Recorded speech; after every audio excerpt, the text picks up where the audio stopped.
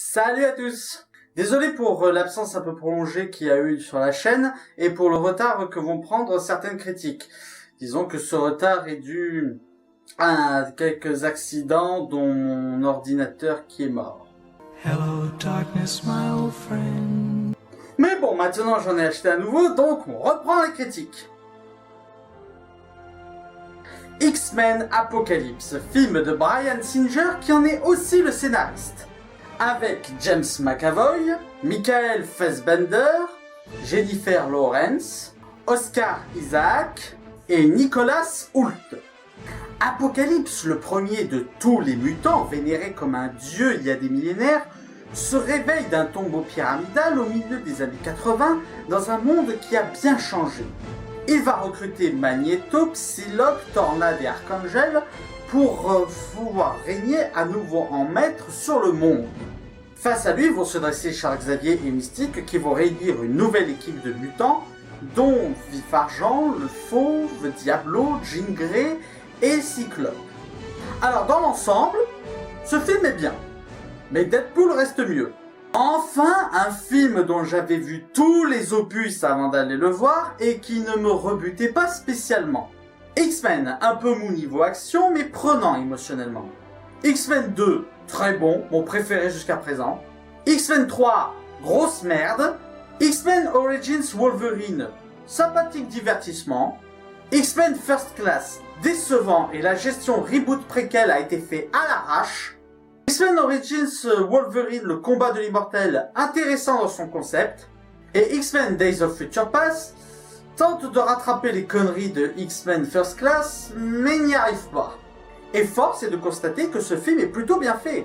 Les scènes d'action et de pouvoir sont plutôt très bien. Singer a atteint un très bon niveau en termes de créativité pour jouer avec les pouvoirs des mutants.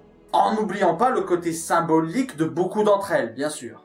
Surtout en ce qui concerne Apocalypse, qui a vraiment été mis à un niveau divin, non seulement par ses pouvoirs et sa puissance, mais aussi par sa prestance et sa philosophie. Enfin, niveau pouvoir, il est plutôt mal géré, le Apocalypse, hein.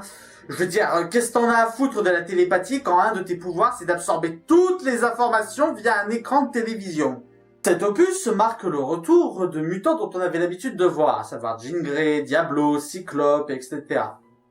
Qui sont tous très bien gérés et très attachants par ailleurs. Même le petit caméo, que je ne vous préciserai pas pour ne pas vous spoiler. Même si techniquement ça fait belle lurette que le film est sorti.